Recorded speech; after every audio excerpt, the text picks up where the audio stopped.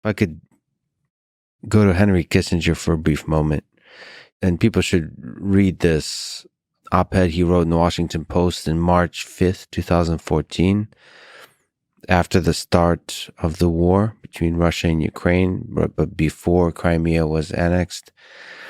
There's a lot of interesting historical description about the division within Ukraine, the corruption within Ukraine, that will, if people read this article, will give context to how incredible it is what Zelensky was able to accomplish in uniting the country. But I just want to comment, because Henry Kissinger is an interesting figure in American history.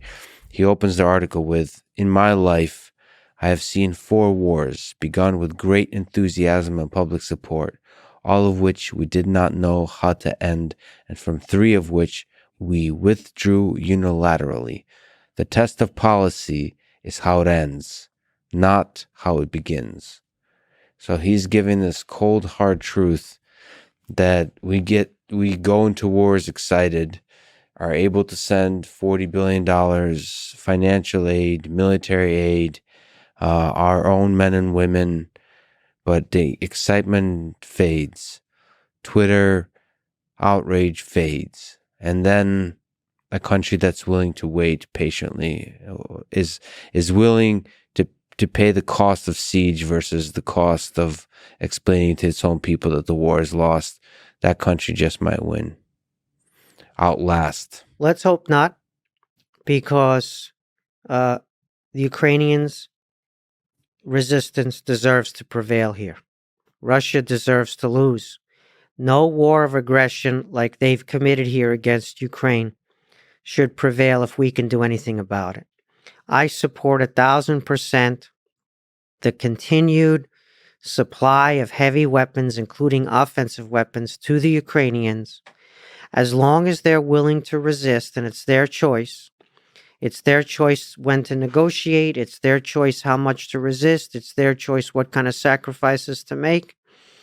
And it's our responsibility to meet their requests more quickly than we have so far and at greater scale. But ultimately, wars only have political ends. They never have military ends. You need a political solution here. So if the Ukrainians are able to conduct a successful counteroffensive at scale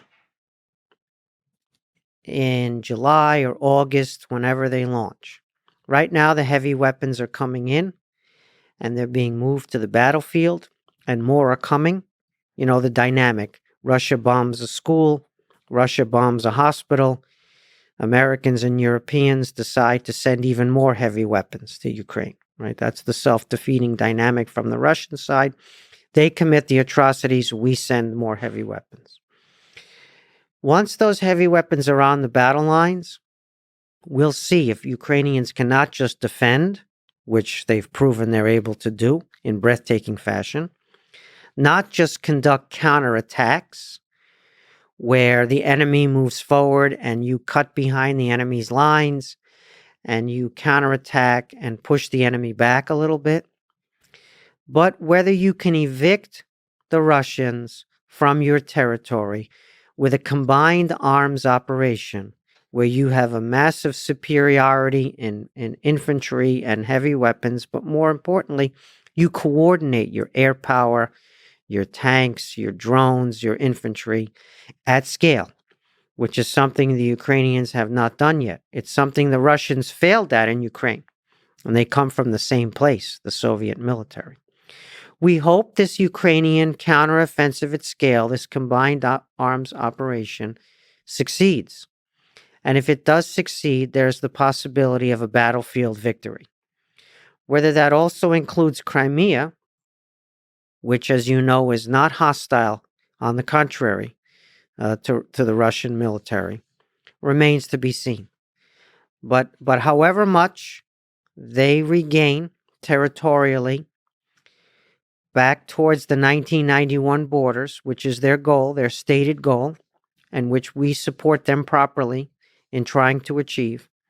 However much they achieve of that in this counteroffensive that we're anticipating, that will set the stage for the next phase.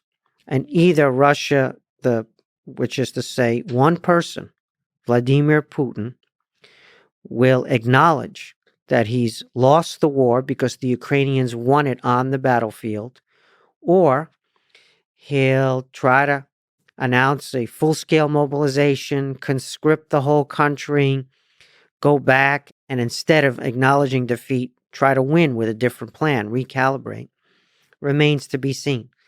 Will the Ukrainians negotiate any territory away, or must they capture also Crimea, which puts a very high bar on the summer counteroffensive that we're going to see, which could last through the fall and into the winter as a result? We don't know the answers to that. Nobody knows the answers to that. People are guessing. Some people are better informed because they have inside intelligence. People are also worried about Russian escalation to nuclear weapons or chemical weapons if they begin to lose on the battlefield to Ukraine.